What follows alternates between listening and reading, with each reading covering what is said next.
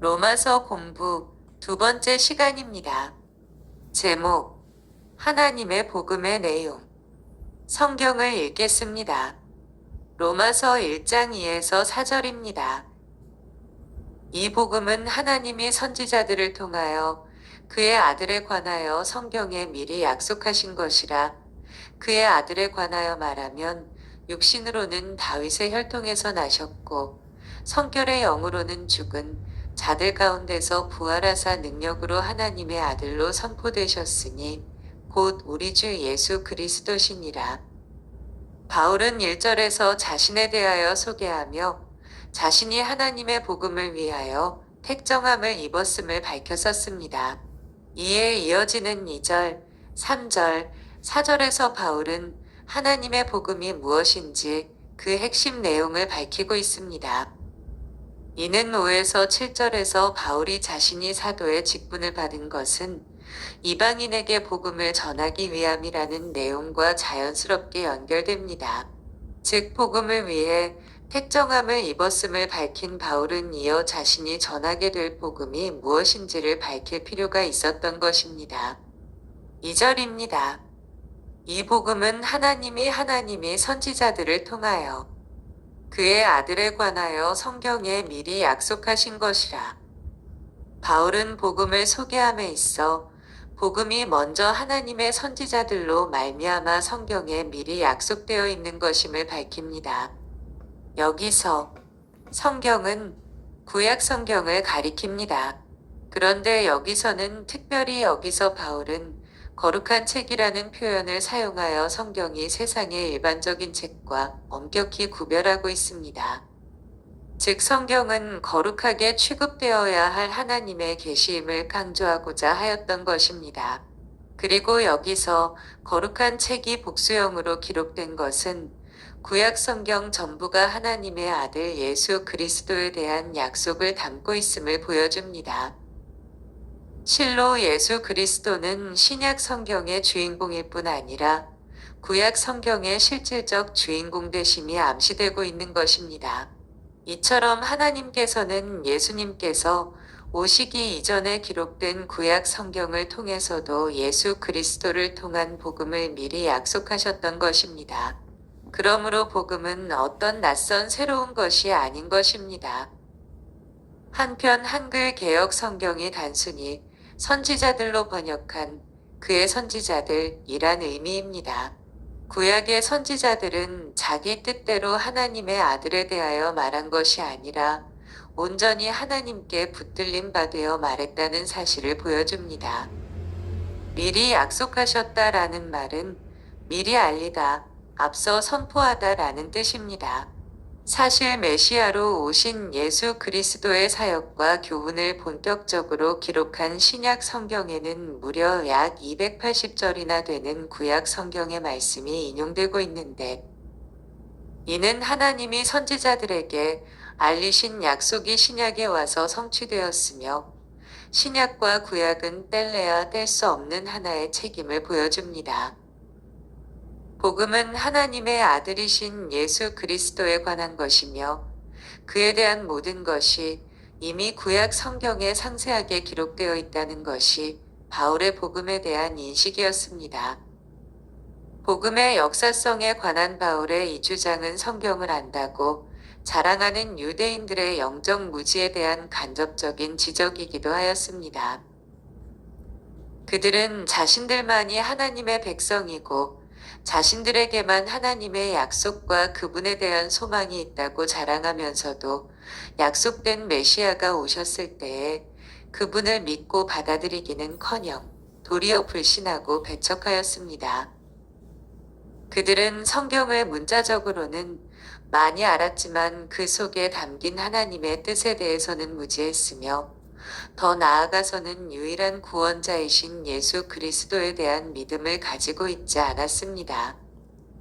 바울은 복음의 핵심을 간결한 문장으로 전하는 이 절을 통하여 이러한 사실들을 지적하고 있는 것입니다.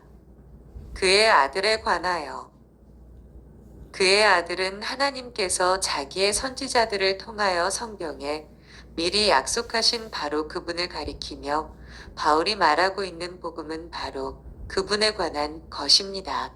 그의 아들이라는 표현은 예수님의 신성 곧 예수님께서 하나님이심이라는 결정적 증거가 됩니다. 예수님께서 하나님의 아들이라고 증거하는 것은 곧 그분을 하나님과 동등으로 삼는 것이기 때문입니다. 이것은 성경 전체의 사상이며 특히 예수님의 신성을 강조하는 요한 신학의 핵심 사상이기도 합니다. 사도 요한에게 있어서 예수님은 태초에 하나님과 함께 계셨던 제2위 하나님으로 만물이 그로 말미암아 창조되었으며 죄 범한 인류를 구원하시기 위해 하나님의 독생자로 이 세상에 오신 분입니다. 하나님은 그에게 심판하는 권세를 위임하셨고 사람이 되셨음에도 여전히 그는 하나님과 하나이셨으며 그의 죽음은 창세 전에 아버지와 함께 가지셨던 영광으로 되돌아가시는 것이었습니다. 이와 같은 요한이 가지고 있는 예수님에 대한 고백을 2절의 간단한 표현을 통하여 바울에게서도 선명하게 발견되어지고 있는 것입니다. 3절입니다. 이 아들로 말하면 육신으로는 다윗의 혈통에서 나셨고 육신으로는 다윗의 혈통에서 나셨고 육신으로는 육신을 따라서라는 뜻입니다. 그의 인성 혹은 인간성에 관해서는 이라고도 번역할 수 있습니다. 예수 그리스도, 즉 하나님의 아들은 다윗의 혈통에서 나심으로 완전한 인간이 되셨으며 이를 통해 인간성을 부여받으신 것입니다. 여기에서 혈통은 씨라는 뜻인데 이는 예수의 성령으로 인한 처녀 수태 사실을 부정하는 표현이 아닙니다.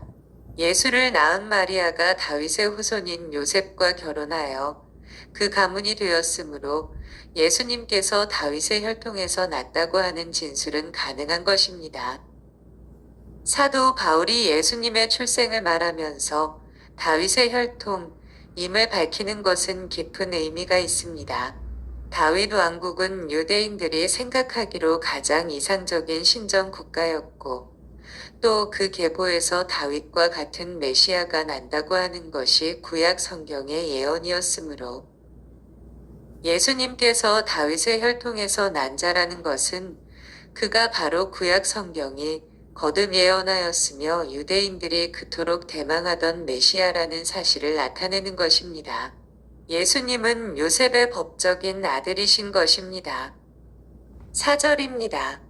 성결의 영으로는 죽은 가운데서 부활하사 능력으로 하나님의 아들로 인정되셨으니 곧 우리 주 예수 그리스도시니라. 성결의 영으로는 3절은 복음의 주인공이신 예수 그리스도의 인성을 보여준 반면 4절은 신성을 보여줍니다. 그런데 여기서 성결의 영으로는 거룩함의 영에 따라서 거룩함의 영에 부합하게 등으로 이해할 수 있습니다. 역사 가운데 오신 예수님께서는 육신과 영혼을 지니신 분인데 바로 영혼에 있어서는 그 누구와도 비교할 수 없는 거룩함을 지녔음을 보여주는 표현으로 이해할 수 있는 것입니다. 이는 모든 피조물과 구분되며 죄로부터 완전히 떠나 계신 하나님의 절대 거룩함이 예수님의 영에서도 발견되어진다는 것으로 이것이야말로 예수님의 하나님 되심을 보여주는 결정적 증거라고 볼 수 있는 것입니다. 즉 그리스도 안에 있는 신적 속성의 특징이 바로 거룩임을 밝히는 것입니다. 그러므로 여기에서 사도 바울이 말하는 것은 비록 인간의 몸을 입고 이 세상에 오셨으나 다른 인간과는 구별되게 예수님만이 지니고 있는 성결한 영으로서의 신성을 가리키는 것입니다. 죽은 가운데서 부활하여 인정되셨으니 모든 사람들이 인정할 수밖에 없는 예수의 신성에 대한 결정적 증거는 바로 죽은 자 가운데서의 부활이었습니다. 예수님의 부활은 신비 중의 신비이며 참으로 모든 인간이 굴복할 수밖에 없는 죽음의 세력조차 이기심으로 당신의 하나님 되심을 명백하게 입증하신 사건이었습니다. 죽은 가운데서는 죽은 자들 가운데서 란 의미입니다. 반면 부활은 1차적으로는 모든 사람들은 죽은 그대로 있었던 반면 죽음을 이기고 부활하신 자는 유일하게 예수님뿐이심을 보여줍니다. 그리고 모든 사람들이 죽은 상태에서 인간으로 오신 예수님께서 부활하셨다는 사실은 이처럼 지금은 비록 죽어있는 상태에 있으나 그리스도의 뒤를 따르는 성도들은 장차 부활의 첫 열매가 되신 그리스도의 부활에 동참하게 됨을 보여줍니다. 그리고 인정되셨으니는 선포되어졌다라는 의미입니다. 이 표현은 예수님께서 부활한 사건이 그를 하나님의 아들로 선포하게 한 결정적 계기가 되었음을 보여주며 하나님에 의하여 선포되었음을 보여줍니다. 이는 예수님의 부활이 가지는 의미와 중요성을 잘 알게 합니다. 그분은 십자가 위에서 죽으셨으나 무덤에 계시지 않고 이미 살아나셔서 우리 삶의 한가운데에 능력의 존재로 현존하여 계시는 것입니다. 한편 앞선 3절에서는 예수님께서 육신으로는 다윗의 혈통으로 태어나셨음을 밝힘으로써 예수님의 완전한 인간 되심을 보여준 반면 4절에서는 부활 사건을 통하여 예수님께서는 아무도 모방할 수 없는 신성을 가진 분이심을 입증하여 사람과의 사이에 경계를 그었습니다. 그분이 우리와 같이 사람이 되시기는 했어도 우리는 그분과 같이 신이 될 수는 없다는 점에서 예수님과 우리는 분명히 구별됩니다.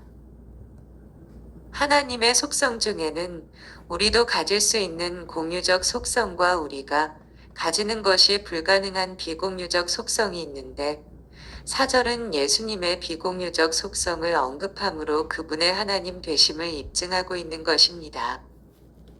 이처럼 그분과 우리 사이에는 결코 넘을 수 없으며 또 넘으려 해서도 안 되는 경계가 있는데 이는 예수님의 신적 본질 및 사역과 관련됩니다. 그분은 언제든지 은혜의 주체이시고 우리는 그 은혜의 대상이며 이 관계는 언제까지고 변하지 않습니다. 곧 우리 주 예수 그리스도시니라. 바울은 이에서 4절에서 제시하면서 예수님께서는 인간인 동시에 하나님이심을 밝혔습니다. 이제 바울은 이 내용을 마무리하면서 바로 그러한 예수님께서 우리와 어떤 관계를 갖는지를 밝힙니다. 먼저 바울은 예수님께서 우리 주 이심을 밝힙니다.